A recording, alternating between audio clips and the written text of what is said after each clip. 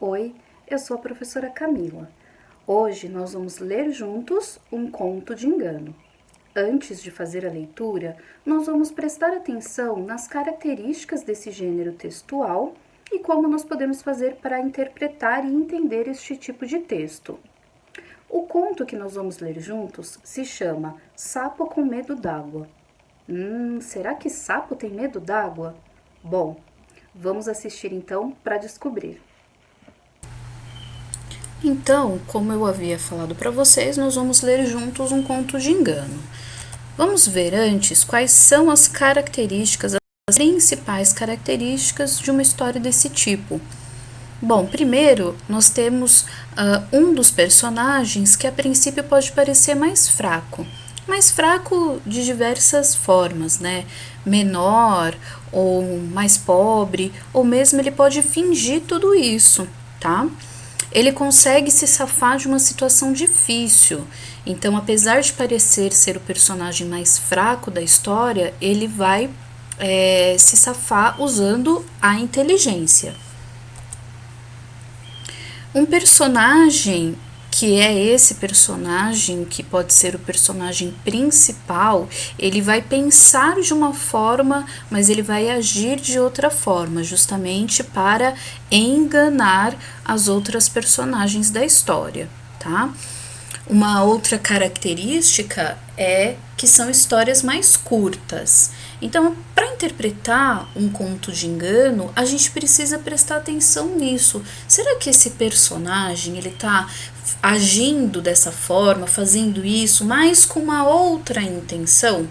Então, é nisso que a gente precisa prestar atenção.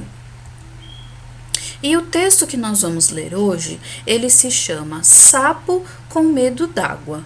Como eu havia comentado com vocês, será que sapo tem realmente medo d'água? Então vamos começar. 2 homens, fugidos da prisão, pararam na beira da lagoa para matar a sede e descansar um pouco. Um sapo dormia debaixo da samambaia. Os bandidos agarraram o sapo. Olha que desengonçado, disse um deles apertando o bicho entre os dedos. É feio que dói, completou o outro com cara de nojo. E os dois resolveram fazer maldade. Vamos jogar no formigueiro? Ouvindo isso, o sapo estremeceu. Por dentro, por fora abriu um sorriso indiferente. Que nada, respondeu o outro, percebendo que o sapo não estava nem ligando. Pega a faca, vamos picar ele todinho. O sapo, de olhos fechados, começou a assobiar uma linda melodia. Os 2 bandidos queriam dar um jeito de fazer o sapo sofrer. Sobe na árvore e atira ele lá do alto. Pega um fósforo e acende uma fogueira. Vamos fazer churrasco de sapo. O sapo espreguiçava-se tranquilo entre os dedos do homem. Um dos bandidos teve outra ideia. Já sei, vamos afogar ele na lagoa. Foi quando o sapo deu um pulo desesperado e começou a gritar: tudo menos isso! Os malfeitores agora sim tinham chegado onde queriam. Vai para a água, sim, senhor. Não sei nadar, berrava o sapo. Então vai morrer engasgado. O bicho esperneava: socorro! Vai sufocar de tanto engolir água. Não! Vai virar comida de jacaré. Tenho mulher e filhos para criar. Joga bem longe. Me acudam. Lá vai. O homem atirou o sapo no fundo da lagoa. O sol estava redondo. O sapo, ploft, desapareceu no azul bonito das águas. Depois voltou risonho, mostrou a língua e foi embora, nadando, cantando, dançando e requebrando na água, feliz da vida. Então agora nós vamos pensar um pouquinho sobre a história. Eu vou voltar para a gente prestar atenção aqui num trecho da história. Esse trecho aqui é importante. Ouvindo isso, o sapo estremeceu.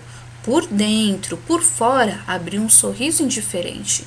Então aqui nós estamos vendo aquela explicação, né? Ele está pensando de uma forma, mas agindo de outra, justamente para enganar os bandidos que queriam fazer ele sofrer. Então, para a gente refletir um pouco, o sapo ele estava realmente com medo da água? Não, ele estava fingindo que tinha medo da água. Ao fazer isso, ele tinha a intenção de mostrar que estava com medo para enganar os bandidos, eles acharem que ele realmente tinha medo da água e fazer aquilo, né, que o sapo, que seria o contrário, né? O sapo, ele alcançou o seu objetivo? Sim, ele alcançou. Por quê? Porque desta forma ele conseguiu fugir dos bandidos sem se machucar.